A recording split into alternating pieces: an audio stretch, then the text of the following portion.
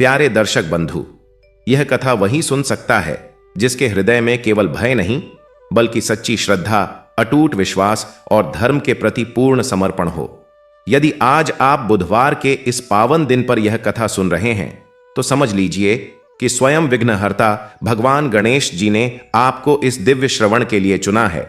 बुधवार का दिन भगवान गणेश को समर्पित होता है। वे बुद्धि, समृद्धि, शुरुआत और विघ्नों के नाशक हैं। यह दिन विशेष रूप से उन सभी बाधाओं को दूर करने का अवसर है जो हमारे जीवन में रुकावट बनकर खड़ी होती है। बहुत समय पहले की बात है। एक निर्धन परिवार था जिसके जीवन में हर ओर से संकट ही संकट था। घर में बीमारी, कर्ज का बोझ, आपसी कलह और हर कार्य में असफलता।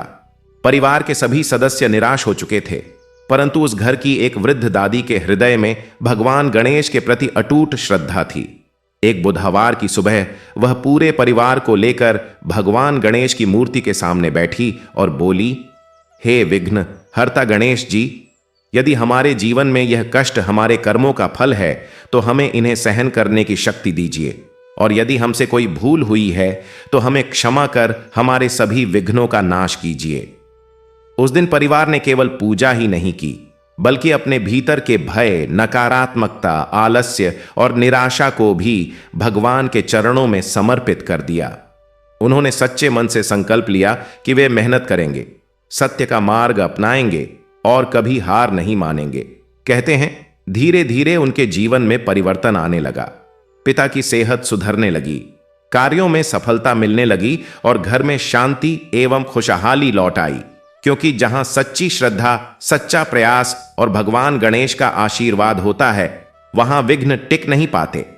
प्यारे दर्शक बंधु, भगवान गणेश हमें सिखाते हैं कि हर समस्या का समाधान बुद्धि, धैर्य और सही निर्णय में छिपा होता है।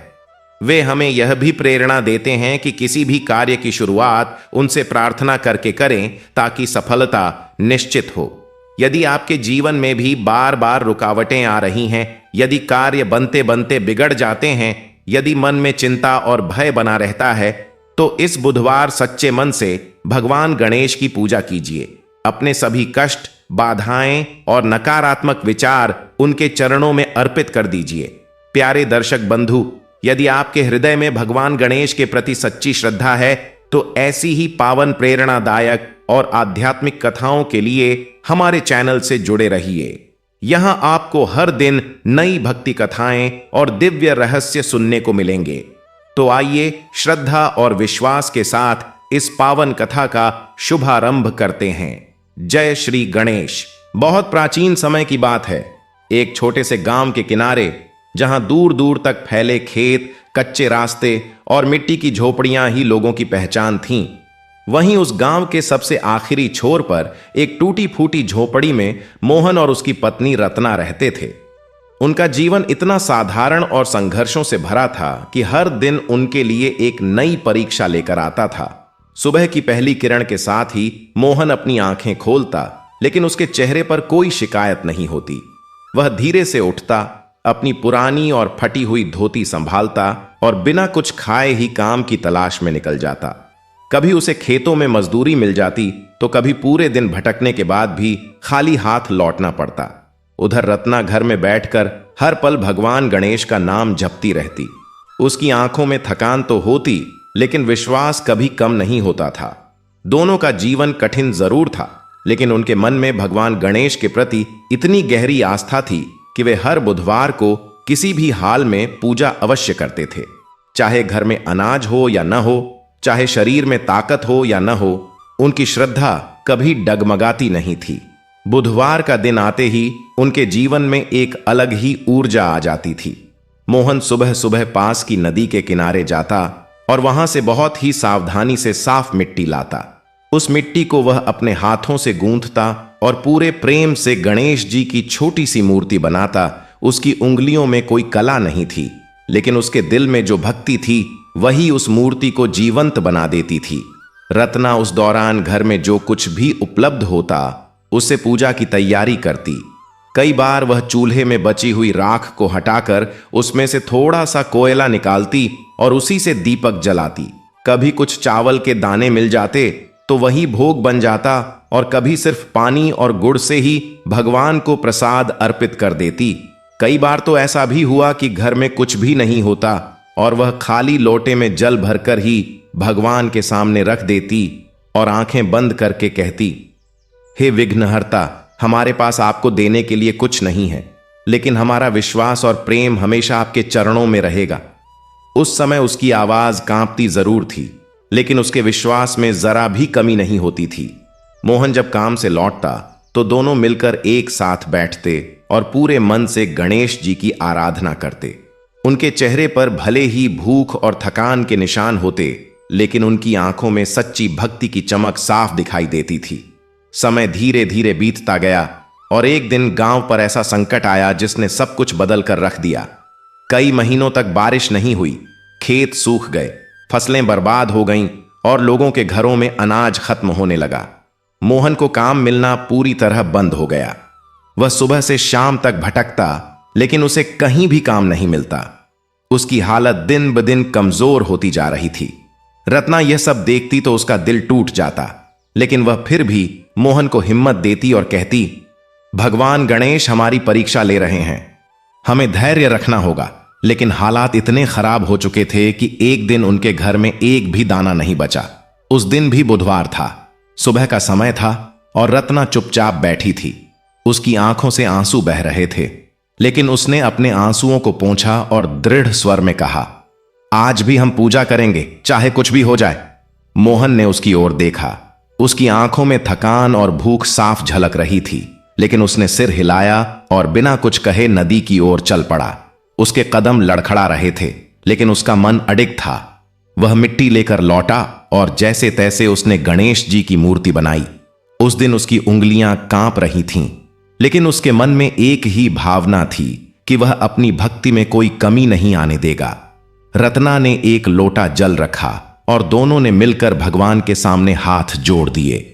उस दिन उनकी प्रार्थना में एक अजीब सी गहराई थी, जैसे वे अपने सारे दुख, सारी पीड़ा और सारी उम्मीदें एक साथ भगवान के चरणों में रख रहे हों। पूजा के बाद दोनों चुपचाप बैठ गए। उनके पास खाने के लिए कुछ नहीं था, इसलिए वे उसी तरह जमीन पर लेट गए। रात गहराती गई और चारों ओर सन्नाटा छा गया। तभी मोहन को एक अद्भुत सपना आया। उसने देखा कि उसकी झोपड़ी में एक तेज प्रकाश फैल रहा है और उस प्रकाश के बीच भगवान गणेश स्वयं प्रकट हुए हैं। उनका रूप अत्यंत दिव्य था और उनके चेहरे पर करुणा भरी मुस्कान थी। उन्होंने मधुर स्वर में कहा, मोहन, तुम्हारी सच्ची भक्ति और अटूट विश्वास ने मुझे प्रसन्न कर दिया है। तुमने कभी अपनी कठिनाइयों को कारण बनाकर मेरी पूजा नहीं छोड़ी, इसलिए अब समय आ गया है कि तुम्हारे जीवन के दुख समाप्त हों। कल सुबह तुम गांव के पुराने पीपल के पेड़ के पास जाना, वहां तुम्हें एक थैली मिलेगी।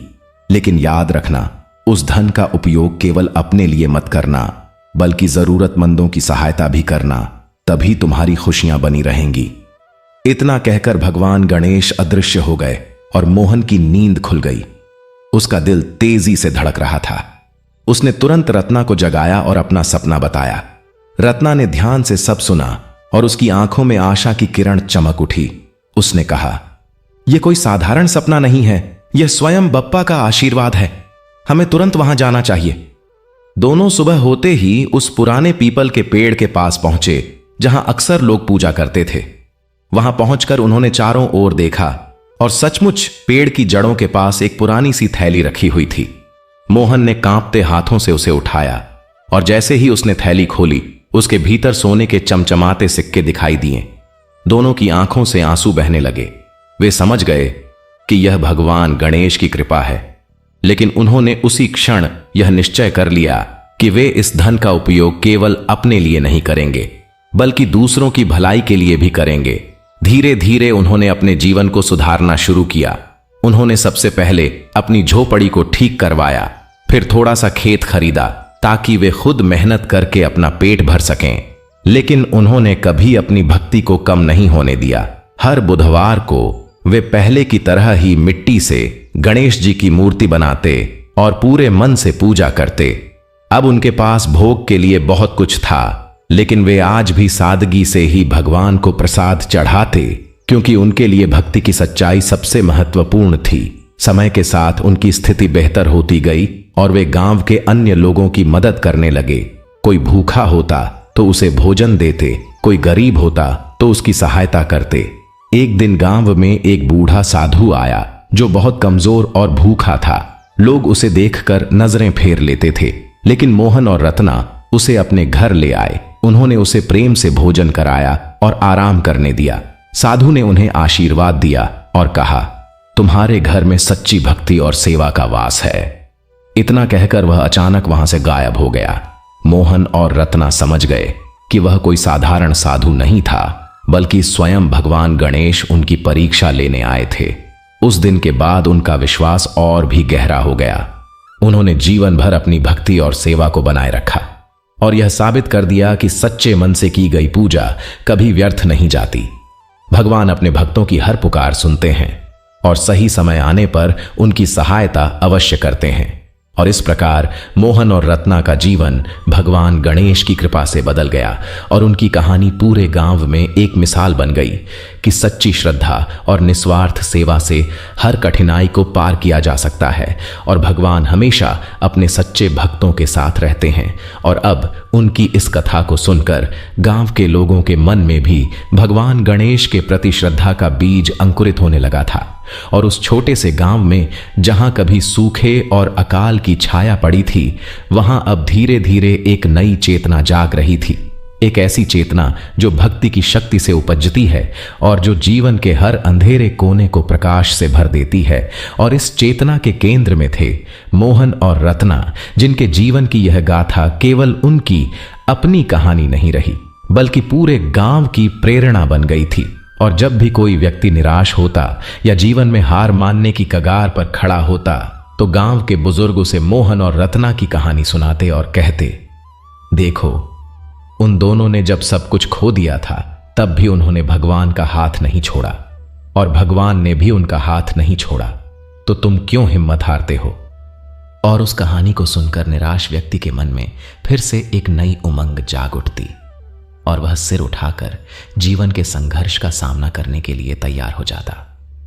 और यही तो है भक्ति की सबसे बड़ी शक्ति कि वह न केवल भक्त को बल्कि उसके आसपास के सभी लोगों को भी प्रकाश और प्रेरणा देती है। और मोहन और रत्ना की भक्ति ने ठीक यही किया। उन्होंने अपनी सच्ची श्रद्धा से न केवल अपना जीवन बदला, बल्कि पूरे गांव की दिशा भी बदल दी और आने वाली पीढ़ियों के लिए एक ऐसी विरासत छोड़ गए जिसे धन से नहीं, भक्ति से मापा जाता है और जो युगों युगों तक अमर रहेगी। और इसी के साथ हम आगे बढ़ते हैं उस गांव की उन गलियों में जहां मोहन और रत्ना की इस अद्भुत भक्ति यात्रा ने अनेक नए अध्याय रचे, जिनमें से प्रत्येक अध्याय गणेश जी की अनंत कृपा और करुणा का जीता जागता प्रमाण था। और उन अध्यायों को जानना आवश्यक है, क्योंकि वे केवल कहानियां नहीं हैं, बल्कि जीवन के वे अनमोल पाठ हैं जो हमें बताते हैं कि किस प्रकार एक साधारण मनुष्य भी अपनी सच्ची भक्ति के बल पर असाधारण जीवन जी सकता है और किस प्रकार भगवान गणेश अपने भक्तों के जीवन में हर मोड़ पर उपस्थित रहते हैं, चाहे वे दिखाई दें या न दें। उनकी कृपा की धारा सदा प्रवाहित होती रहती है और जो उस धारा में स्नान करने की पात्रता रखता है, वह जीवन के सारे विघ्नों से पार हो जाता है। और मोहन और रत्ना उस पात्रता के सबसे उज्जवल उदाहरण थे। इसलिए उनकी कथा को जानना और समझना हम सबके लिए एक अनिवार्य अनुभव है, जो हमारी अपनी भक्ति को और अधिक गहरा और परिपक्व बनाएगा और जीवन के प्रति हमारी दृष्टि को और अधिक विस्तृत और उदार बनाएगा। तो आइए हम उस गांव की उन गलियों में फिर से चलते हैं और उन अनगिनत क्षणों को जीते हैं जिनमें भगवान गणेश की कृपा ने मोहन और रत्ना के जीवन को एक नए अर्थ और एक नई दिशा दी। और जिन क्षणों की स्मृति आज भी उस गांव की मिट्टी में बसी हुई है और उस मिट्टी की सुगंध में घुली हुई है, और जो आज भी वहां जाने वाले हर व्यक्ति के मन को एक अनोखी शांति और एक अनोखे आनंद से भर देती है। क्योंकि जहां सच्ची भक्ति होती है, वहां की मिट्टी भी पवित्र हो जाती है और वहां की हवा भी धन्य हो जाती है और वहां का आकाश भी दिव्य हो जाता है। और मोहन और रत्ना के उस छोटे से गांव का यही सौभाग्य था कि उसकी गोद में ऐसे दो महान भक्त पले बढ़े, जिनकी भक्ति ने उस संपूर्ण भूमि को एक तीर्थ में परिवर्तित कर दिया। और आज हम उसी तीर्थ की यात्रा पर निकले हैं। तो बप्पा की जय बोलते हुए आगे बढ़ते हैं और इस अद्भुत कथा के उन अनेक रंगों को जानते हैं जो अभी तक अनकहे हैं और जो इस कथा को और अधिक पूर्ण और अधिक प्रेरणादायक बनाएंगे और जो हमारे मन में भगवान गणेश के प्रति भक्ति और श्रद्धा की एक नई लहर उठाएंगे, जिसे महसूस करके हम सब धन्य हो जाएंगे और हमारा जीवन भी उस भक्ति की शीतल छाया में पलकर सुखी और समृद्ध होगा। यही भगवान गणेश का वरदान है और यही उनकी अनंत कृपा है जो सदा सर्वदा बनी रहती है उनके हर सच्चे भक्त पर, चाहे वह कहीं भी हो, चाहे वह किसी भी अवस्था में हो। भगवान की कृपा दृष्टि सदा उस पर पड़ती रहती है और उसे जीवन में कभी अकेला नहीं छोड़ती। और यह जानकर हमारे मन को कितनी बड़ी शांति मिलती है, यह वही जान सकता है जिसने कभी जीवन के किसी कठिन मोड़ पर भगवान की उस अदृश्य उपस्थिति को महसूस किया हो।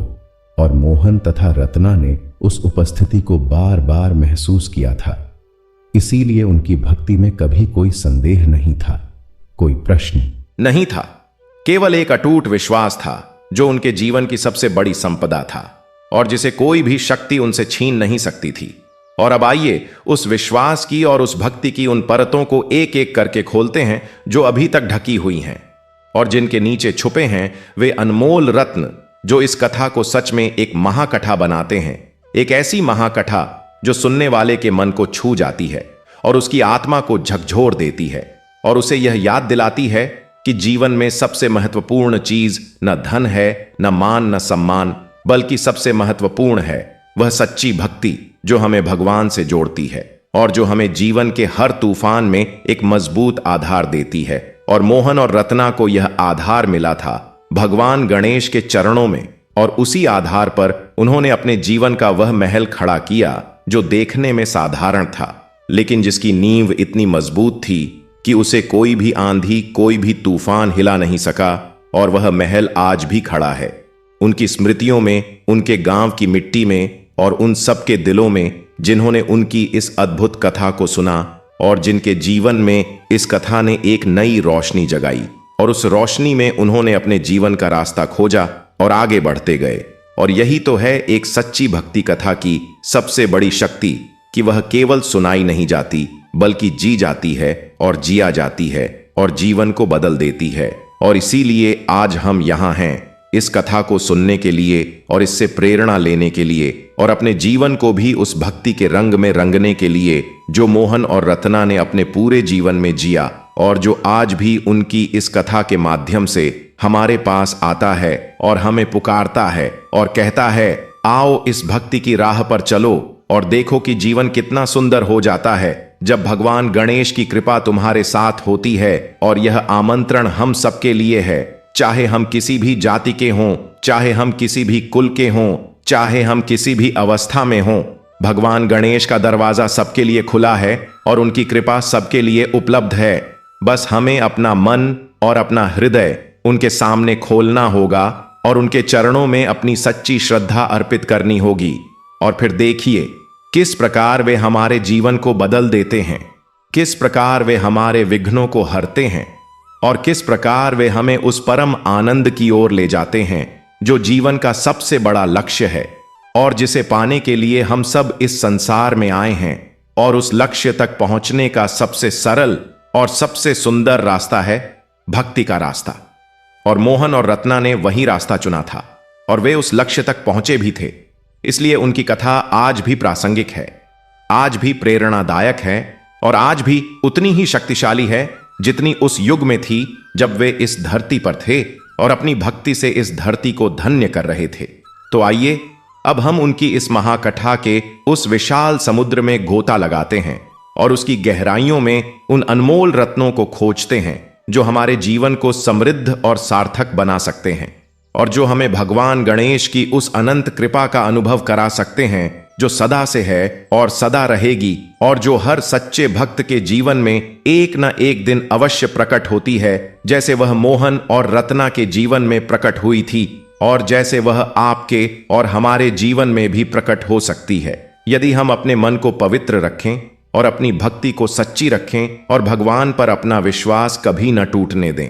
यही है इस कथा का मूल संदेश और यही है भगवान गणेश की सबसे बड़ी शिक्षा जो उन्होंने मोहन और रत्ना के माध्यम से पूरे संसार को दी और जो आज भी उतनी ही सत्य और उतनी ही शक्तिशाली है जितनी उस दिन थी जब भगवान गणेश ने स्वयं उस टूटी फूटी झोपड़ी में प्रकट होकर अपने भक्तों को आशीर्वाद दिया था और उनके जीवन में एक नया सवेरा लाया था। वह सवेरा जो केवल उनके लिए नहीं था बल्कि पूरे गांव के लिए था, पूरे समाज के लिए था और आज हमारे लिए भी है। यदि हम इस कथा को सुनकर उससे प्रेरणा लेने का संकल्प करें तो निश्चित रूप से हमारे जीवन में भी वह सवेरा आएगा और हम भी उस आनंद को अनुभव करेंगे जो मोहन और रत्ना ने अनुभव किया था और जो इस संसार का सबसे बड़ा आनंद है, भगवान की कृपा का आनंद, भगवान के साथ होने का आनंद और भगवान में अपनी आत्मा को विसर्जित कर देने का वह परम आनंद जिसके आगे संसार की कोई भी खुशी और कोई भी सुख छोटा लगता है और जिसे पाकर मनुष्य वास्तव में धन्य और कृतार्थ हो जाता है। और यही कृतार्थता मोहन और रत्ना के जीवन में आई थी और यही कृतार्थता हम सबके जीवन में भी आए। यही हमारी प्रार्थना है और यही भगवान गणेश से हमारी विनती है कि वे अपनी कृपा से हम सबको भी उस सच्ची भक्ति का मार्ग दिखाएं जो मोहन और रत्ना का मार्ग था और जो इस जीवन में सबसे श्रेष्ठ मार्ग है और सबसे सुंदर मार्ग है, गणपति बप्पा मोरया। और इस प्रकार उस गांव में समय बीतता रहा और मोहन और रत्ना की भक्ति का प्रकाश दिन ब दिन और अधिक फैलता गया और उस प्रकाश में गांव के लोग अपनी अपनी राहें खोजने लगे और धीरे धीरे वह गांव जो कभी सूखे और अकाल की मार से त्रस्त था वह एक नई जिंदगी की ओर बढ़ने लगा था। और इस नई जिंदगी की शुरुआत हुई थी उस एक बुधवार की रात से जब मोहन को वह दिव्य स्वप्न आया था और जिसने उनके जीवन की दिशा हमेशा के लिए बदल दी थी। और अब उस दिशा पर चलते हुए मोहन और रत्ना ने जो कुछ किया वह सुनने योग्य है, देखने योग्य है और जीवन में उतारने योग्य है, क्योंकि उनका हर कदम एक सबक था और उनके जीवन का हर पल एक प्रेरणा थी और वे सबक और वे प्रेरणाएं आज भी उतनी ही ताज़ी हैं जितनी उस दिन थीं जब मोहन पहली बार उस पीपल के पेड़ के नीचे से सोने की थैली लेकर लौटा था और रत्ना की आंखों में खुशी के आंसू थे और दोनों के हाथ भगवान गणेश की स्तुति में उठे हुए थे और उनके होंठों पर वंदना के शब्द थे। जय गणेश जय गणेश जय गणेश, देवा माता जाकी पार्वती पिता महादेवा। और वह वंदना उस पीपल के पेड़ के पत्तों से होती हुई आकाश में उठी थी और स्वर्ग तक पहुंची थी और भगवान गणेश ने उसे सुना था और मुस्कुराए थे। और उनकी वह मुस्कान मोहन और रत्ना के जीवन का सबसे बड़ा पुरस्कार था और वह पुरस्कार किसी भी सोने की थैली से बड़ा था, क्योंकि धन आता है और जाता है, लेकिन भगवान की मुस्कान एक बार जिसके जीवन में आती है वह हमेशा उसके साथ रहती है और उसे जीवन की हर कठिनाई में संबल देती है। और यही संबल मोहन और रत्ना को मिला था और इसी संबल के साथ वे आगे बढ़े थे। और यह यात्रा अत्यंत लंबी थी, अत्यंत विस्तृत थी और अत्यंत रोमांचक थी। और उस यात्रा के हर पड़ाव पर भगवान गणेश की कृपा एक नए रूप में प्रकट हुई थी, कभी किसी अजनबी के माध्यम से, कभी किसी घटना के माध्यम से और कभी सीधे स्वप्न के माध्यम से। और हर बार मोहन और रत्ना ने उस कृपा को पहचाना था और उसके प्रति कृतज्ञता व्यक्त की थी और उस कृतज्ञता में उनकी भक्ति और गहरी होती गई थी। और इस प्रकार एक सुंदर चक्र चला था, कृपा से भक्ति और भक्ति से कृपा।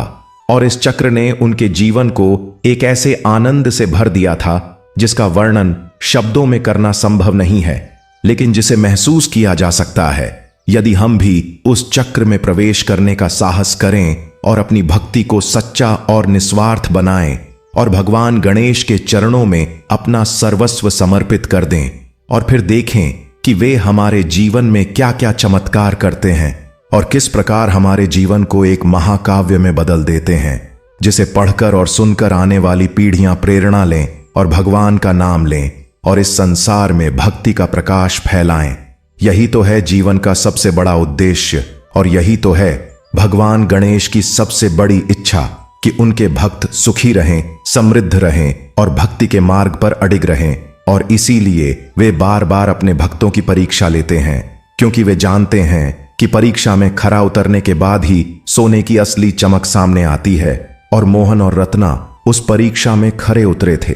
इसीलिए उनकी चमक पूरे गांव को रोशन कर रही थी और उस रोशनी में अब गांव के लोग भी अपनी अपनी परीक्षाओं का सामना करने की हिम्मत जुटा रहे थे।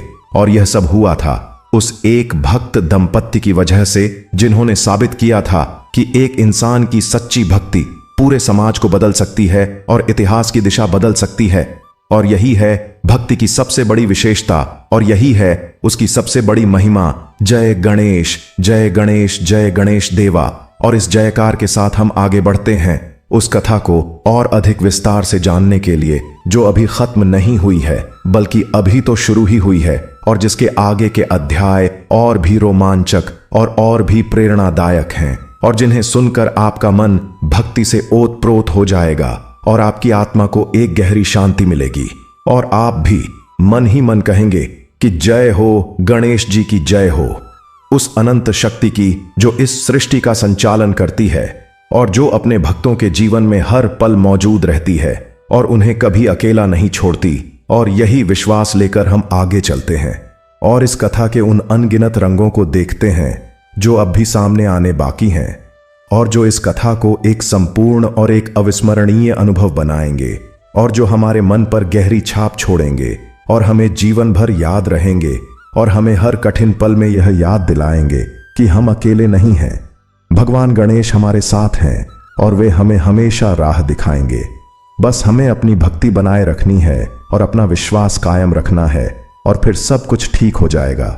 जैसे मोहन और रत्ना के जीवन में सब कुछ ठीक हुआ था और जैसे उस गांव में सब कुछ ठीक होने लगा था उस दिन से, जिस दिन से भगवान गणेश की कृपा का सूर्य उस पर उगा था। और वह सूर्य अब कभी अस्त नहीं होने वाला था, क्योंकि भगवान की कृपा का सूर्य कभी अस्त नहीं होता। वह सदा चमकता रहता है और अपनी किरणों से सबको जीवन देता रहता है। और यही है भगवान गणेश की महिमा और यही है उनकी अनंत करुणा जो इस सृष्टि के कण कण में समाई हुई है और जो हर जीव की रक्षा करती है और उसे आगे बढ़ने की शक्ति देती है। और आज हम उस शक्ति को इस कथा के माध्यम से महसूस कर रहे हैं और यह अनुभव अत्यंत मूल्यवान है। इसे संजो कर रखिए अपने दिल में और जब भी जीवन में कोई कठिनाई आए तो इस कथा को याद कीजिए और मोहन और रत्ना को याद कीजिए और उनकी भक्ति से प्रेरणा लीजिए और आगे बढ़िए, क्योंकि आगे बढ़ना ही जीवन है और भक्ति के साथ आगे बढ़ना ही सबसे सुंदर जीवन है। और वही जीवन भगवान गणेश को सबसे प्रिय है और वही जीवन इस संसार में सबसे सार्थक और सबसे अर्थपूर्ण है।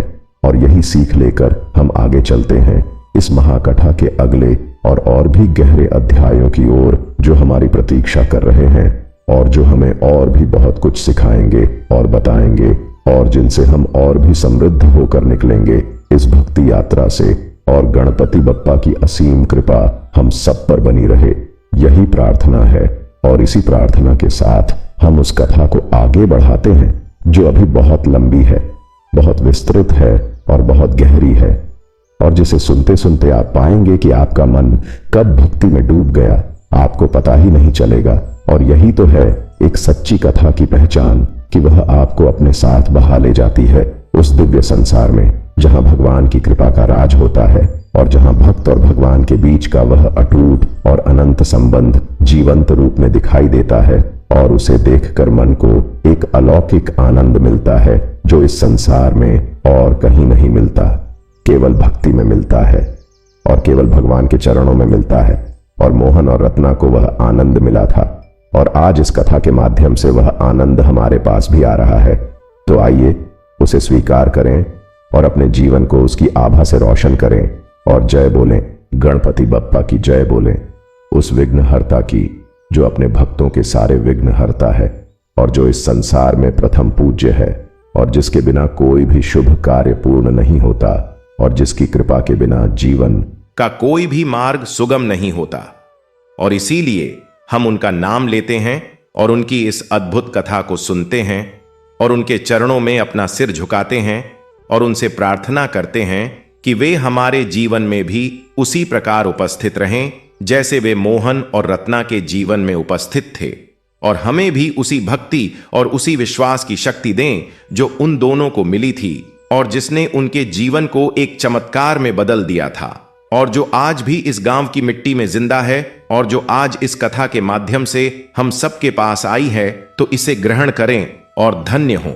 और जय गणेश, जय गणेश, जय गणेश। देवा माता जाकी, पार्वती पिता महादेवा, इस जयकार के साथ हम इस महाकथा को आगे बढ़ाते हैं और उन अनगिनत रहस्यों को उजागर करते हैं जो इस कथा की गहराइयों में छुपे हैं और जो इसे एक सामान्य कथा से ऊपर उठाकर एक दिव्य और अलौकिक अनुभव बनाते हैं, और जिन्हें जानने के बाद आपका जीवन पहले जैसा नहीं रहेगा, बल्कि उसमें एक नई दिशा, एक नई ऊर्जा और एक नई प्रेरणा का संचार होगा।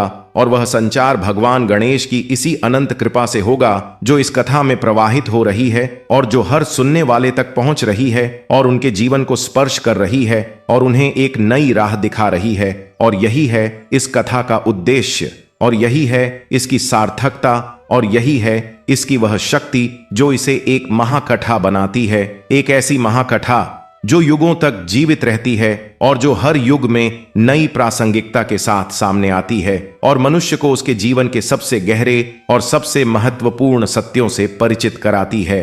और इन्हीं सत्यों को लेकर हम आगे बढ़ते हैं इस कथा के उन अध्यायों की ओर जो अभी आने बाकी हैं, और जो इस कथा को और भी अधिक संपूर्ण और भी अधिक प्रेरणादायक बनाएंगे, और जो इस कथा को सुनने वाले हर व्यक्ति के मन में एक ऐसी छाप छोड़ेंगे जो जीवन भर नहीं मिटेगी, और जो उन्हें हर कठिन पल में संबल देगी और हर खुशी के पल में ईश्वर के प्रति कृतज्ञता का भाव जगाएगी। और यही कृतज्ञता का भाव और यही संबल की शक्ति है जो भक्ति हमें देती है, और जो जीवन में सबसे आवश्यक है, और जिसके बिना जीवन अधूरा है, और जिसके साथ जीवन पूर्ण है, परिपूर्ण है और आनंदमय है।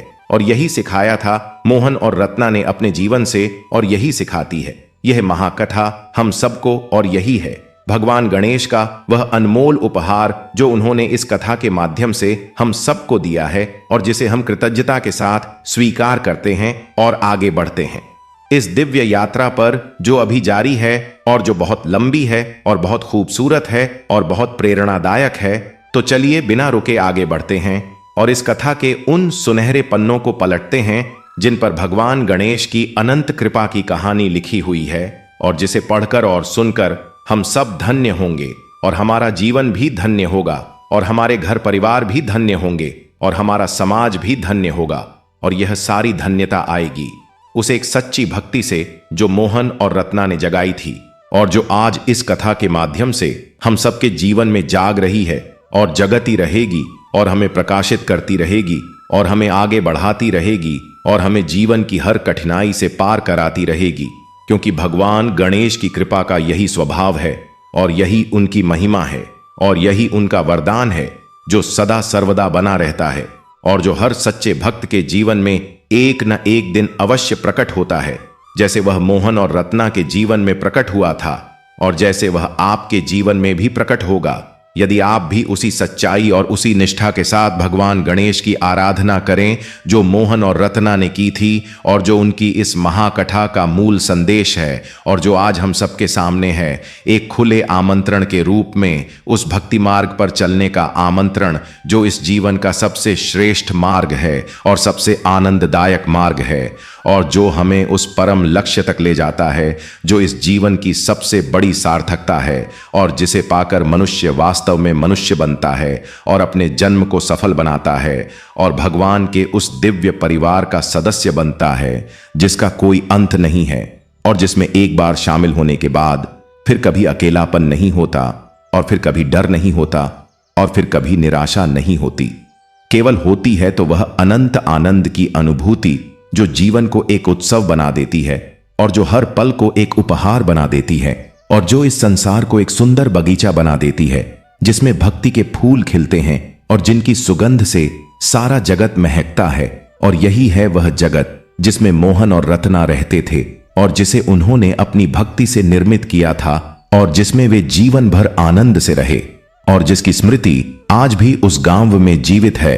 और आज इस कथा के माध्यम से हम सब भी उस जगत में प्रवेश कर रहे हैं और उस आनंद को महसूस कर रहे हैं जो शब्दों में नहीं बताया जा सकता, केवल अनुभव किया जा सकता है। और आज इस कथा को सुनते हुए आप भी उसे अनुभव कर रहे हैं, तो इस अनुभव को संजोइए और इसे अपने जीवन में उतारिए, और जय बोलिए, गणपति बप्पा की जय बोलिए। और आगे चलिए इस महाकथा के साथ, जो अभी बहुत लंबी है और जिसमें अभी बहुत कुछ बाकी है और जो आपको और भी गहरे और भी सुंदर अनुभवों की ओर ले जाएगी और जो आपके जीवन को एक नई दिशा और एक नई ऊर्जा देगी और जो आपको भगवान गणेश के और करीब ले जाएगी और उनकी कृपा का पात्र बनाएगी। और यही है इस कथा का सबसे बड़ा उपहार और यही है इसकी सबसे बड़ी सार्थकता। जय गणेश, जय गणेश, जय गणेश। देवा माता जाकी, पार्वती पिता महादेवा, जय हो, जय हो, जय हो। भगवान गणेश की जय हो, उस महान भक्ति की जो मोहन और रत्ना ने जगाई और जो आज हम सबके जीवन में आई है और जो हमेशा रहेगी और हमेशा हमें प्रकाशित करती रहेगी और हमें आगे बढ़ाती रहेगी और हमें जीवन के हर संघर्ष में विजयी बनाती रहेगी। क्योंकि जो भगवान के साथ है वह कभी नहीं हारता और जो भगवान की शरण में है उसे कोई हरा नहीं सकता। और यही है वह शाश्वत सत्य जो मोहन और रत्ना की इस महाकथा से हम सबको मिला है और जिसे लेकर हम आगे बढ़ते हैं और जीवन की इस अद्भुत यात्रा को और भी सुंदर बनाते हैं। भगवान गणेश की कृपा से और उनके आशीर्वाद से और उनकी अनंत करुणा से जो सदा हम पर बरसती रहती है और जो हमें कभी अकेला नहीं छोड़ती और जो हमें हमेशा आगे बढ़ने की शक्ति देती है। और यही शक्ति लेकर हम इस कथा को आगे बढ़ाते हैं और उसके और भी गहरे और भी प्रेरणादायक अध्यायों में प्रवेश करते हैं जो अब आपके सामने खुलने वाले हैं और जो आपको एक अद्भुत और अविस्मरणीय अनुभव देंगे और जो आपके मन में भगवान गणेश के प्रति भक्ति और श्रद्धा की एक नई और ऊंची लहर उठाएंगे और आपको भक्ति के उस आनंद सागर में डुबो देंगे जिसमें डूबकर कोई वापस नहीं आना चाहता। क्योंकि वहां जो सुख है वह इस संसार में और कहीं नहीं है और उसी सुख की ओर हम बढ़ रहे हैं और उसी सुख को आज यहां महसूस कर रहे हैं। और यह महसूस करना ही हमारी सबसे बड़ी उपलब्धि है और यही है भगवान गणेश का सबसे बड़ा उपहार जो उन्होंने इस कथा के माध्यम से हम सबको दिया है। गणपति बप्पा मोरया, मंगल मूर्ति मोरया। और अब आगे बढ़ते हैं उस कथा के उन विस्तृत और गहरे अध्यायों में जो इस महाकथा को सच में एक अनमोल और अविस्मरणीय अनुभव बनाते हैं और जो आपको भक्ति की उस गहराई तक ले जाते हैं जहां पहुंचकर मन को वह परम शांति मिलती है जिसकी तलाश हर मनुष्य को है और जो केवल भगवान के चरणों में मिलती है। और मोहन और रत्ना को वह शांति मिली थी और आज इस कथा के माध्यम से वह शांति हमारे पास भी आ रही है और हम सब उसे ग्रहण कर रहे हैं और धन्य हो रहे हैं। और यही धन्यता ही तो जीवन का सबसे बड़ा सत्य है और सबसे बड़ा आनंद है। जय गणेश, जय गणेश, जय गणेश देवा। और इसी जयकार के साथ यह कथा और आगे बढ़ती है और हम उसके साथ बढ़ते हैं और इस अद्भुत भक्ति यात्रा को जारी रखते हैं क्योंकि यह यात्रा अभी समाप्त नहीं हुई है बल्कि यह तो अभी अपने सबसे रोमांचक और सबसे प्रेरणादायक पड़ाव पर पहुंची है। और आगे जो होने वाला है वह आपकी सोच से भी परे है और आपको चकित कर देगा और आपके मन को एक ऐसी गहरी शांति और एक ऐसे गहरे आनंद से भर देगा जो आप कभी नहीं भूल पाएंगे और जो आपके जीवन का एक स्थायी हिस्सा बन जाएगा। और इसी के साथ हम आगे बढ़ते हैं उस कथा के आगे के अध्यायों में जो अब खुलने वाले हैं और जो इस महाकथा को एक नई ऊंचाई पर ले जाएंगे और जो इसे सच में एक महान और अमर कथा बनाएंगे। जय हो, जय हो, जय हो। भगवान गणेश की और उनके सभी भक्तों की जय हो और उस भक्ति की जय हो जो इस संसार में सबसे शक्तिशाली है और सबसे पवित्र है और सबसे आनंददायक है और जो हम सबको एक सूत्र में पिरोती है और हमें उस परम सत्य की ओर ले जाती है जो इस जीवन का सबसे बड़ा उद्देश्य है और जिसे पाना ही जीवन की सबसे बड़ी सफलता है। और उसी सफलता की ओर हम बढ़ रहे हैं इस कथा के माध्यम से और भगवान गणेश की कृपा से और उनके आशीर्वाद से जो हम सब पर सदा बना रहे, यही प्रार्थना है। और इसी प्रार्थना के साथ यह कथा आगे बढ़ती है। गणपति बप्पा मोरया। अब उस गांव की बात करें तो जिस दिन से मोहन और रत्ना के जीवन में भगवान गणेश की कृपा का उजाला फैला, उस दिन से उस पूरे गांव में एक अजीब सी हलचल शुरू हो गई थी। जैसे किसी सोई हुई जगह को किसी ने अचानक जगा दिया हो और उसमें नई जान फूंक दी हो। लोग आपस में फुसफुसाते कि मोहन और रत्ना के साथ कुछ तो हुआ है, जरूर कोई चमत्कार हुआ है, क्योंकि जो कल तक भूखे थे और जिनके घर में चूल्हा नहीं जलता था, वे आज न केवल स्वयं खा रहे हैं बल्कि दूसरों को भी खिला रहे हैं। यह देखकर गांव के लोग आश्चर्यचकित थे और उनके मन में अनेक प्रश्न उठ रहे थे। कि आखिर यह कैसे हुआ और कहां से आई यह समृद्धि और क्या वाकई। भगवान गणेश ने उनकी सुन ली और कुछ लोग जो पहले भगवान की सत्ता पर संदेह करते थे वे भी अब सोचने पर मजबूर हो गए थे कि शायद भक्ति में कुछ है जो दिखाई नहीं देता लेकिन होता जरूर है।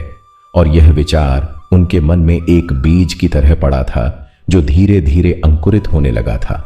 और उस अंकुरण की प्रक्रिया में मोहन और रत्ना की उपस्थिति सबसे महत्वपूर्ण थी, क्योंकि वे जो करते थे वह केवल शब्दों में नहीं बल्कि अपने व्यवहार में बताते थे कि भगवान की भक्ति कैसी होती है और उसका फल कैसा होता है।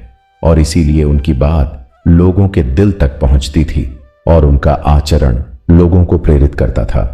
और उस प्रेरणा का असर गांव में हर जगह दिखाई देने लगा था।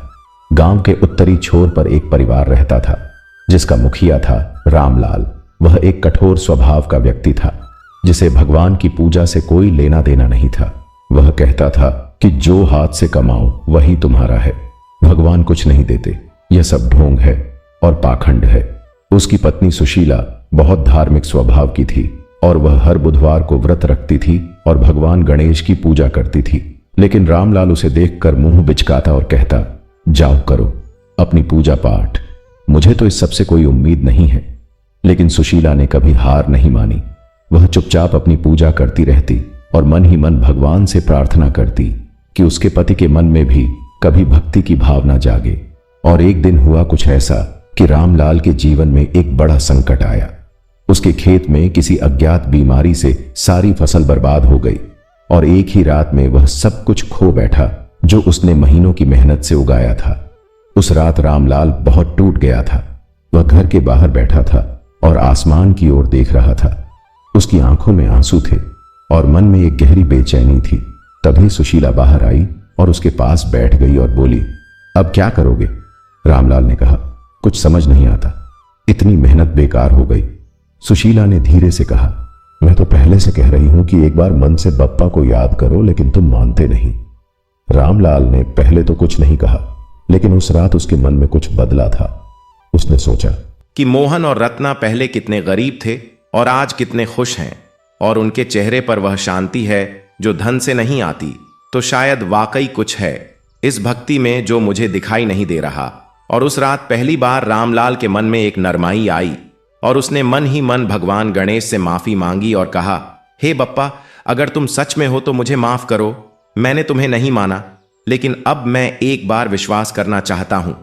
और उस रात सुशीला ने देखा कि रामलाल की आंखें बंद थीं और उसके होंठ कुछ बुदबुदा रहे थे और उसके चेहरे पर एक अजीब सी शांति थी जो उसने पहले कभी नहीं देखी थी। और सुशीला की आंखें भर आईं क्योंकि वह समझ गई कि बप्पा ने उसकी प्रार्थना सुन ली। और अगले दिन सुबह रामलाल खुद उठा और मोहन के पास गया और बोला, भाई, मैंने सुना है कि तुम हर बुधवार को बप्पा की पूजा करते हो, क्या मुझे भी बता सकते हो कि यह पूजा कैसे होती है? मोहन ने उसे देखा और उसकी आंखों में एक गर्मजोशी आई। उसने कहा, भाई, यह पूजा बहुत सरल है, बस मन की सच्चाई चाहिए। और रामलाल ने उस दिन पहली बार मोहन के साथ बैठकर भगवान गणेश की पूजा की। और उस पूजा में जब उसने हाथ जोड़कर भगवान के सामने सिर झुकाया तो उसकी आंखों से आंसू बहने लगे। और वह खुद नहीं जानता था कि यह आंसू कहां से आ रहे हैं, लेकिन वह जानता था कि कुछ बदल रहा है, उसके भीतर कुछ पिघल रहा है। वह कठोरता जो उसने वर्षों से अपने मन में बनाए रखी थी वह टूट रही थी और उसकी जगह ले रहा था एक कोमल और निर्मल भाव जो उसे पहले कभी महसूस नहीं हुआ था। और उस पूजा के बाद रामलाल एक अलग इंसान था। उसमें वह कठोरता नहीं थी जो पहले थी, उसके चेहरे पर एक नरमाई थी और उसकी आंखों में एक रोशनी थी। और उस दिन के बाद रामलाल भी हर बुधवार को भगवान गणेश की पूजा करने लगा और धीरे धीरे उसके जीवन में भी बदलाव आने लगे। उसके खेत फिर से हरे भरे हो गए और उसकी स्थिति सुधरने लगी। लेकिन सबसे बड़ा बदलाव यह था कि अब वह एक खुश इंसान था, एक संतुष्ट इंसान था। और उसकी यह खुशी और यह संतुष्टि उसे मोहन और रत्ना की भक्ति ने दी थी। और रामलाल जीवन भर इसके लिए उनका आभारी रहा। और यह एक और प्रमाण था भगवान गणेश की उस अनंत करुणा का जो न केवल प्रत्यक्ष भक्तों पर बरसती है बल्कि उनके माध्यम से दूसरों तक भी पहुंचती है और उनके जीवन को भी रोशन करती है। और यही है भक्ति का वह विस्तार जो सिकुड़ता नहीं बल्कि फैलता जाता है और जो जहां भी पहुंचता है वहां एक नई जिंदगी की शुरुआत करता है। और मोहन और रत्ना की भक्ति ने यही किया था। उस छोटे से गांव में जिसकी एक एक गली, एक एक घर इस भक्ति की ऊष्मा से धीरे धीरे गर्म हो रहा था और जिसमें एक नई चेतना जाग रही थी जो उसे एक तीर्थ में बदलने की ओर ले जा रही थी। और यह परिवर्तन अभी जारी था और आगे भी जारी रहने वाला था। और इस परिवर्तन की कहानी अभी खत्म नहीं हुई थी बल्कि इसके और भी कई महत्वपूर्ण और प्रेरणादायक अध्याय आने वाले थे जिन्हें जानना अत्यंत आवश्यक और अत्यंत लाभदायक है। और इसीलिए हम इस कथा को आगे बढ़ाते हैं और उन अध्यायों में प्रवेश करते हैं जो इस महाकथा की सबसे मनमोहक और सबसे प्रेरणादायक कड़ियां हैं और जो इस पूरी कथा को एक ऐसी ऊंचाई पर ले जाती हैं जहां से जीवन का संपूर्ण दृश्य एक नई स्पष्टता के साथ दिखाई देता है और जहां से यह समझ में आता है कि जीवन में वास्तव में क्या महत्वपूर्ण है और क्या नहीं।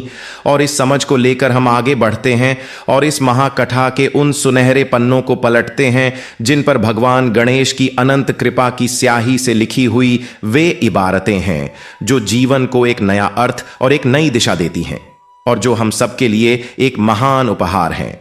जय गणेश जय गणेश जय गणेश, देवा माता जाकी पार्वती पिता महादेवा। और इसी जयकार के साथ यह कथा आगे बढ़ती है और उन अनेक पात्रों और उन अनेक घटनाओं को सामने लाती है जो इसे एक महाकाव्य का रूप देती हैं और जो इसे सुनने वाले हर व्यक्ति के मन में एक ऐसी अमिट छाप छोड़ती हैं जो जीवन भर नहीं मिटती और जो उन्हें हर कठिन पल में भगवान के करीब ले जाती है और उनके मन में यह विश्वास जगाती है कि चाहे कुछ भी हो जाए भगवान उनके साथ हैं और वे कभी अकेले नहीं हैं। और यही विश्वास ही तो जीवन की सबसे बड़ी शक्ति है और सबसे बड़ा सहारा है। और इसी शक्ति और इसी सहारे को लेकर मोहन और रत्ना जीवन भर आगे बढ़ते रहे और इसी शक्ति और इसी सहारे को लेकर हम भी आगे बढ़ते हैं इस महाकथा के साथ जो अभी बहुत लंबी है और जिसमें अभी बहुत कुछ बाकी है और जो आपको और भी गहरे और भी सुंदर अनुभवों की ओर ले जाएगी। और यही वादा है इस कथा का और यही उम्मीद है भगवान गणेश की कृपा से कि यह कथा हम सबके जीवन में एक नया प्रकाश लेकर आएगी और हमें उस रास्ते पर चलने की प्रेरणा देगी जो मोहन और रत्ना ने चुना था और जो सबसे सुंदर और सबसे सार्थक रास्ता है इस जीवन में गणपति बप्पा मोरया। गणपति बप्पा मोरया के उस पावन उद्घोष के साथ जब गांव में भक्ति की यह नई लहर उठी थी तो उसने धीरे धीरे उन सभी घरों के दरवाजे खटखटाने शुरू कर दिए जो वर्षों से बंद पड़े थे। बंद इसलिए नहीं कि उनमें लोग नहीं रहते थे बल्कि बंद इसलिए कि उन घरों में रहने वाले लोगों के मन के दरवाजे बंद थे और उन बंद दरवाजों के पीछे छुपी थीं वे पीड़ाएं, वे संताप और वे अनकही व्यथाएं जिन्हें वे वर्षों से अपने भीतर दबाए बैठे थे और जो उन्हें अंदर से खोखला करती जा रही थीं। लेकिन भगवान गणेश की कृपा कोई सीमा नहीं जानती। वह तो बाढ़ के उस पानी की तरह होती है जो हर बंद जगह में अपना रास्ता खोज लेती है और जो कितनी भी मजबूत दीवारें हों उन्हें भी पार कर जाती हैं। और इसीलिए मोहन और रत्ना की भक्ति का वह प्रकाश एक के बाद एक उन बंद घरों तक पहुंचता गया और उन बंद मनों को खोलता गया और उनमें भक्ति की वह ज्योति जलाता गया जो एक बार जलने के बाद कभी बुझती नहीं और जो जीवन के हर अंधेरे को मिटा देती है। गांव के पूर्वी छोर पर एक घर था जिसमें रहती थी विधवा कमला और उसका बेटा गोपाल। कमला का पति 3 साल पहले एक दुर्घटना में चला गया था और तब से उसका जीवन जैसे रुक सा गया था। वह सुबह उठती थी, घर के काम करती थी, रोटी पकाती थी, बेटे को खिलाती थी, लेकिन उसके चेहरे पर वह रंग नहीं था जो जिंदगी का रंग होता है। उसकी आंखों में एक स्थायी उदासी थी जो कभी नहीं जाती थी और गोपाल यह सब देखता और उसका दिल भारी हो जाता। वह अभी बस 12 साल का था लेकिन उसकी आंखों में उसकी उम्र से कहीं ज्यादा गहराई थी। वह अपनी मां को खुश देखना चाहता था लेकिन नहीं जानता था कि कैसे करे। एक दिन गोपाल खेलते खेलते मोहन के घर के पास से गुजरा और उसने देखा कि मोहन और रत्ना भगवान गणेश की पूजा कर रहे हैं और उनके चेहरे पर जो आनंद है, जो तृप्ति है, वह देखकर वह रुक गया और देखता रहा। बहुत देर तक उसने देखा कि कैसे मोहन की आंखें बंद हैं और उसके होठों पर प्रार्थना के शब्द हैं और उसके पूरे शरीर से एक शांति की लहर निकल रही है जो आसपास के वातावरण को भी महका रही है। और गोपाल के मन में एक बात आई कि अगर यही पूजा उसकी मां को भी सिखाई जाए तो शायद उसकी मां के चेहरे पर भी वह रोशनी आए जो रत्ना के चेहरे पर है। पूजा समाप्त होने पर गोपाल दौड़कर रत्ना के पास गया और बोला, माई, मेरी मां को भी बताओ ना, बप्पा की पूजा कैसे करते हैं। रत्ना ने उस छोटे से बच्चे को देखा और उसकी आंखों में एक ऐसी याचना थी जो सीधे दिल में उतर जाती थी। रत्ना ने उसे गले लगा लिया और कहा, बेटा जरूर बताऊंगी। और उसी शाम रत्ना कमला के घर गई और कमला से मिली। कमला ने देखा कि रत्ना के चेहरे पर एक अलग ही नूर है, एक अलग ही चमक है। और वह चमक देखकर कमला के मन में पहली बार वर्षों बाद कुछ हिला, जैसे किसी ने पत्थर पर आहिस्ता से दस्तक दी हो। और रत्ना बैठ गई उसके पास और बोली, कमला बहन, मैं जानती हूं तुम्हारा दुख मैंने भी जिंदगी में बहुत दुख देखे हैं, लेकिन एक बात बताऊं तुम्हें, जब मेरे पास कुछ नहीं था तब भी एक था और वह था बप्पा का नाम, और उस नाम ने मुझे कभी टूटने नहीं दिया। कमला ने धीरे से आंखें उठाई और पूछा, लेकिन बप्पा ने मेरे पति को क्यों ले गए? क्या था उनका दोष? रत्ना ने एक पल के लिए रुककर कहा, बहन, यह प्रश्न मैं भी नहीं जानती, लेकिन इतना जरूर जानती हूं कि जो भगवान देता है वह भी उसी की कृपा है, और जो लेता है वह भी उसी की कृपा है। और उस कृपा को समझना हमारे बस की बात नहीं, लेकिन उस पर विश्वास करना हमारे हाथ में जरूर है, और वह विश्वास ही हमें जीने की ताकत देता है। कमला की आंखों से आंसू बह निकले, लेकिन इस बार वे आंसू केवल दुख के नहीं थे, उनमें कुछ और भी था, कुछ ऐसा जो पहले नहीं था। और रत्ना ने उसका हाथ थाम लिया और बोली, बहन, अगले बुधवार को आ जाओ, हमारे पास हम साथ बैठकर बप्पा की पूजा करेंगे। और कमला ने हां में सिर हिला दिया, और उस हां में उसके जीवन का एक नया अध्याय शुरू हो गया था। अगले बुधवार कमला गोपाल का हाथ थामकर मोहन और रत्ना के घर पहुंची, और पहली बार उसने भगवान गणेश के सामने हाथ जोड़े, और पहली बार उसके मुंह से निकला, ओम गणम गणपतये नमः। और जैसे ही वह शब्द उसके मुंह से निकला, वैसे ही उसे लगा जैसे उसके कंधे से कोई भारी बोझ उठ गया हो, जैसे किसी ने उसके दिल की गांठ खोल दी हो और वह खुलकर सांस ले सकती हो। और उस पूजा के बाद जब वह घर लौटी तो गोपाल ने देखा कि उसकी मां के चेहरे पर वह रोशनी थी जो उसने बहुत दिनों से नहीं देखी थी। और वह दौड़कर उसके पास गया और उसे गले लगा लिया और बोला, मां, आज तुम ठीक लग रही हो। और कमला ने उसे कसकर गले से लगा लिया और बोला, हां बेटा, आज मां ने बप्पा को पा लिया। और यह कहते हुए उसकी आंखों में आंसू थे, लेकिन उसके चेहरे पर मुस्कान थी। और यह विरोधाभास ही तो भक्ति की सबसे बड़ी पहचान है कि वह रुलाती भी है और हंसाती भी है। और उस रोने और उस हंसने में एक ऐसा मिठास होता है जो और किसी चीज में नहीं होता। और कमला ने उस दिन उस मिठास को महसूस किया, और उस दिन के बाद उसका जीवन बदल गया। वह हर बुधवार को व्रत रखने लगी और भगवान गणेश की पूजा करने लगी। और धीरे धीरे उसके जीवन में वे अवसर आने लगे जो पहले नहीं आते थे। गोपाल को एक अच्छे गुरु मिल गए जिन्होंने उसकी प्रतिभा को पहचाना और उसे पढ़ाने की जिम्मेदारी ली। कमला को एक पड़ोसी के खेत में काम मिल गया जो उसके और गोपाल के लिए काफी था। और सबसे बड़ी बात यह हुई कि उसके मन से वह भारी उदासी जो वर्षों से उस पर बोझ की तरह पड़ी थी, वह धीरे धीरे हल्की होने लगी। और उसकी जगह एक शांति आ गई, एक स्वीकृति आ गई जो कहती थी कि जो हुआ भगवान की इच्छा से हुआ, और जो होगा वह भी उनकी इच्छा से होगा, और हम केवल उनके हाथों के उपकरण हैं। इस सोच ने कमला को एक ऐसी मजबूती दी जो पहले कहीं से नहीं मिली थी, और वह मजबूती लेकर वह आगे बढ़ती गई। और गोपाल को इस मजबूत मां के साथ देखकर गांव के लोग भी कहते थे कि देखो भक्ति ने इस टूटी हुई औरत को कैसे संभाल लिया। और यह देखकर और भी लोगों के मन में भगवान गणेश के प्रति श्रद्धा जागती थी, और यह सिलसिला बढ़ता जाता था और गांव धीरे धीरे बदलता जाता था। और इस बदलाव की जड़ में थे वे दो साधारण से इंसान, मोहन और रत्ना, जो अपनी असाधारण भक्ति से एक पूरे गांव को बदल रहे थे। और यह चमत्कार कोई एक दिन में नहीं हुआ था, यह वर्षों की उस भक्ति का फल था जो उन्होंने अपने जीवन के सबसे कठिन दिनों में भी नहीं छोड़ी थी। और इसीलिए आज उस भक्ति का फल इतना मीठा था और इतना विशाल था कि उससे केवल वे दोनों नहीं बल्कि पूरा गांव तृप्त हो रहा था। और यही है भक्ति का वह अर्थशास्त्र जो साधारण अर्थशास्त्र से बिल्कुल अलग है, जिसमें जितना खर्च करते हो उतना ही मिलता है, लेकिन भक्ति के अर्थशास्त्र में जितना देते हो उससे कई गुना ज्यादा मिलता है। और जो मिलता है वह केवल तुम्हारे लिए नहीं होता बल्कि तुम्हारे आसपास के सबके लिए होता है। और यही है भगवान गणेश की उस करुणा का स्वभाव जो संकुचित नहीं होती बल्कि विस्तृत होती है और जो एक से शुरू होकर अनेक तक पहुंचती है। और इस प्रकार एक भक्त की भक्ति पूरे समाज को बदलने की क्षमता रखती है।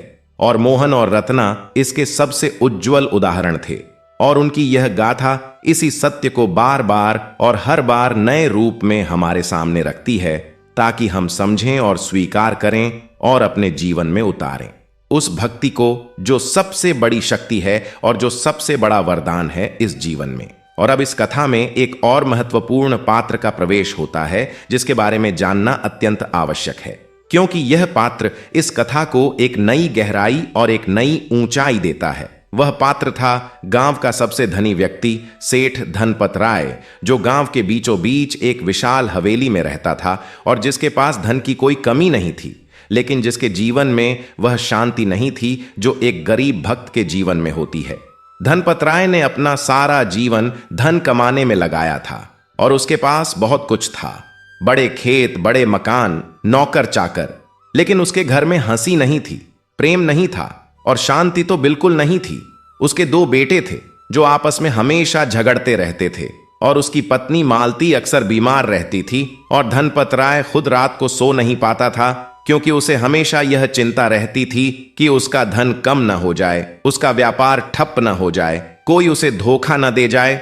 और इन चिंताओं ने उसे अंदर से इतना खोखला कर दिया था कि वह एक चलती फिरती हवेली की तरह था जो बाहर से भव्य लगती है लेकिन जिसके भीतर खंडहर है। एक दिन धनपत राय किसी काम से गांव के उस हिस्से से गुजर रहा था जहां मोहन रहता था और उसने देखा कि मोहन के घर के बाहर कई लोग बैठे हैं और सब मिलकर कुछ गा रहे हैं और उनके चेहरे पर जो आनंद है वह देखकर धनपत राय का कदम रुक गया। वह कुछ देर खड़ा होकर देखता रहा और उसे अजीब लगा कि यह लोग जिनके पास शायद उसके एक कमरे जितना भी धन नहीं है वे इतने खुश कैसे हैं और वह इतने धन के बावजूद इतना बेचैन क्यों है। उसने एक गांव वाले से पूछा कि वहां क्या हो रहा है तो उसे बताया गया कि मोहन और रत्ना हर बुधवार को भगवान गणेश की पूजा करते हैं और आजकल गांव के कई लोग उनके साथ आकर पूजा करते हैं। धनपत राय ने मुंह बिचकाया और आगे बढ़ गया, लेकिन उस दिन वह दृश्य उसके मन से नहीं गया। रात को जब वह सोने की कोशिश कर रहा था तो वह दृश्य बार बार उसकी आंखों के सामने आता था, उन लोगों के वे खुश चेहरे और वह गीत जो वे गा रहे थे। और उस गीत में एक ऐसी मिठास थी जो उसने अपने सारे धन से कभी नहीं खरीदी थी और वह मिठास उसे बेचैन कर रही थी। एक अजीब बेचैनी जो यह कह रही थी कि तुम्हारे पास सब कुछ है लेकिन जो सबसे जरूरी है वह तुम्हारे पास नहीं है। और उस रात धनपत राय ने पहली बार अपने आप से एक सच्चा सवाल पूछा कि मेरे पास इतना सब कुछ है लेकिन क्यों मुझे यह लगता है कि मैं खाली हूं। और उस सवाल का जवाब उसे उस रात तो नहीं मिला, लेकिन उस सवाल ने उसके मन में एक दरवाजा खोल दिया था और उस दरवाजे से धीरे धीरे कुछ प्रवेश करने लगा था जो नया था, जो अनचीन्हा था, लेकिन जो अच्छा लग रहा था।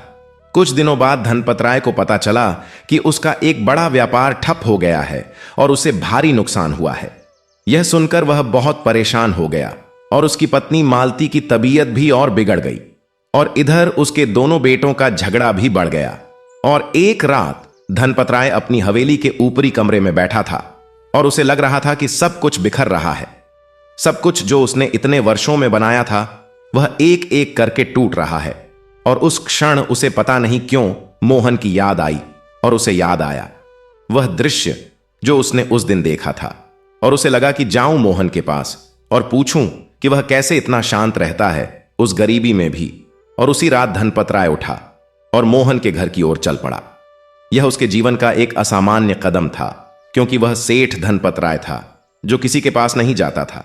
लोग उसके पास आते थे, लेकिन आज वह खुद एक गरीब मजदूर के घर जा रहा था और यह कदम उठाते हुए उसे अजीब लग रहा था।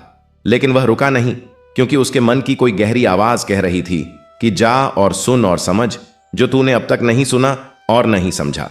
मोहन उस रात अपने घर के बाहर बैठा था और आकाश के तारे देख रहा था।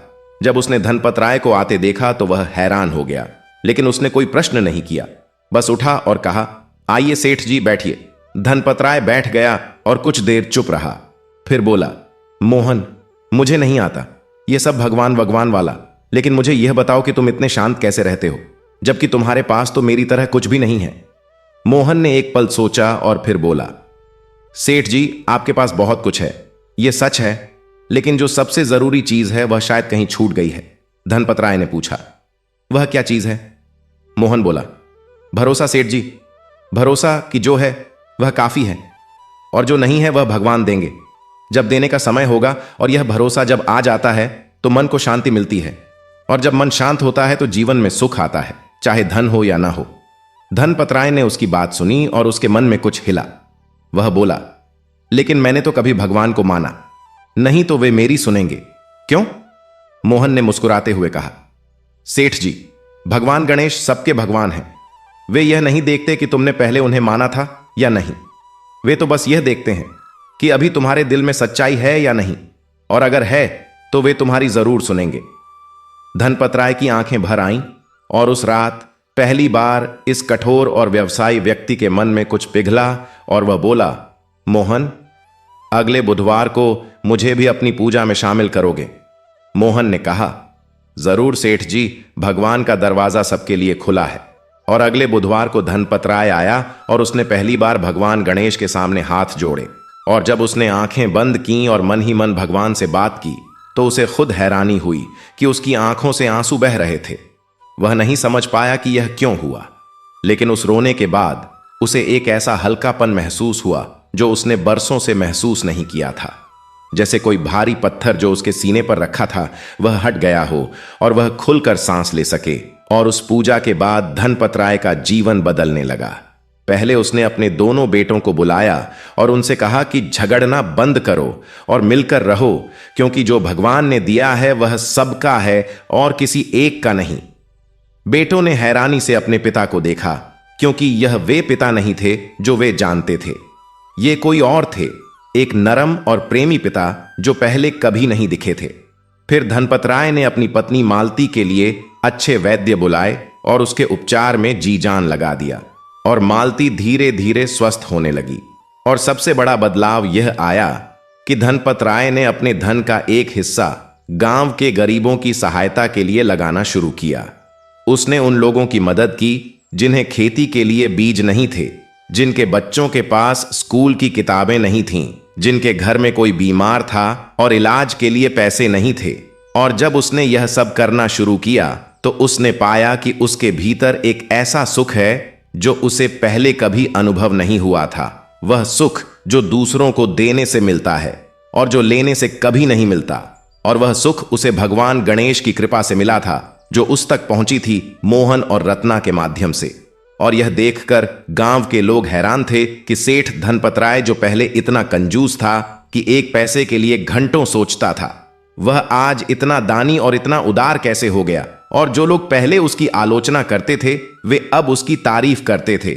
और यह सब हुआ था भगवान गणेश की उस शक्ति से जो मोहन और रत्ना की भक्ति के माध्यम से पूरे गांव में फैल रही थी। और इस शक्ति की कोई सीमा नहीं थी, यह हर जगह पहुंचती थी, हर दिल को छूती थी और हर जीवन को बदलती थी। और यह सिलसिला अभी जारी था और आगे भी जारी रहने वाला था, क्योंकि भगवान की कृपा का कोई अंत नहीं होता और उसका प्रवाह कभी नहीं रुकता। और इसीलिए मोहन और रत्ना की भक्ति की यह कथा कभी समाप्त नहीं होती, बल्कि यह एक कड़ी से दूसरी कड़ी में जुड़ती जाती है। और हर कड़ी में एक नया संदेश होता है, एक नई प्रेरणा होती है और एक नया चमत्कार होता है, जो भगवान गणेश की उस अनंत करुणा का प्रमाण है, जो सदा से है और सदा रहेगी, और जो हर सच्चे भक्त के जीवन में एक न एक दिन प्रकट होती है और उसे वह सब कुछ देती है जो वास्तव में जीवन के लिए आवश्यक है। और इस प्रकार वह गांव जो कभी सूखे और अकाल की पीड़ा में डूबा था, धीरे धीरे एक नए जीवन की ओर बढ़ रहा था। और इस नए जीवन की नींव थी वह भक्ति जो मोहन और रत्ना ने अपने जीवन के सबसे कठिन क्षणों में भी जीवित रखी थी, और जो आज पूरे गांव की आत्मा बन गई थी। और उस आत्मा में भगवान गणेश की चेतना थी जो हर पल स्पंदित होती थी और हर पल जीवन को एक नई दिशा देती थी। और यह दिशा थी प्रेम की, करुणा की, सेवा की और भक्ति की, जो मिलकर एक ऐसा मार्ग बनाती हैं जो इस जीवन में सबसे श्रेष्ठ और सबसे सुंदर है, और जिस पर चलकर मनुष्य इस जीवन को सार्थक बनाता है और भगवान के उस परम धाम की ओर बढ़ता है जो इस सारी यात्रा का अंतिम गंतव्य है, और जहां पहुंचकर जीवन का हर प्रश्न अपना उत्तर पा लेता है और हर दुख अपना विराम पा लेता है और हर आत्मा अपनी पूर्णता को पा लेती है। और यही पूर्णता थी जिसे मोहन और रत्ना ने अपनी भक्ति के माध्यम से पाया था, और जिसकी ओर वे पूरे गांव को ले जा रहे थे, और जिसकी ओर यह कथा हम सबको ले जा रही है। गणपति बप्पा मोरया, मंगल मूर्ति मोरया। और अब इस कथा में एक ऐसा मोड़ आता है जो इसे और भी गहरा बनाता है, और जो हमें भगवान गणेश की उस लीला का दर्शन कराता है जो देखने में साधारण लगती है, लेकिन जिसमें छुपा हुआ है एक असाधारण संदेश जो जीवन को एक नई दृष्टि से देखने की क्षमता देता है। उस गांव में एक युवक था जिसका नाम था विक्रम। वह पढ़ा लिखा था और शहर से पढ़कर लौटा था, और उसके मन में भगवान की सत्ता के बारे में बहुत सारे प्रश्न थे। वह कहता था कि भगवान अगर हैं तो दिखते क्यों नहीं, और जो हम आंखों से देख नहीं सकते उस पर विश्वास कैसे करें। और उसकी ये बातें सुनकर गांव के कुछ नौजवान भी उसकी हां में हां मिलाने लगे थे, और इससे गांव में एक विभाजन जैसी स्थिति बन रही थी। कुछ लोग भक्ति की ओर जा रहे थे और कुछ विक्रम के तर्कों में बह रहे थे। एक दिन मोहन को पता चला कि विक्रम अपने दोस्तों के साथ बैठकर यह बातें कर रहा है कि पूजा पाठ सब बकवास है, और जो लोग भगवान को मानते हैं वे अंधविश्वासी हैं। मोहन को यह सुनकर दुख हुआ, लेकिन क्रोध नहीं आया, क्योंकि उसकी भक्ति ने उसे यह सिखाया था कि क्रोध से कुछ नहीं बदलता, केवल प्रेम से बदलता है।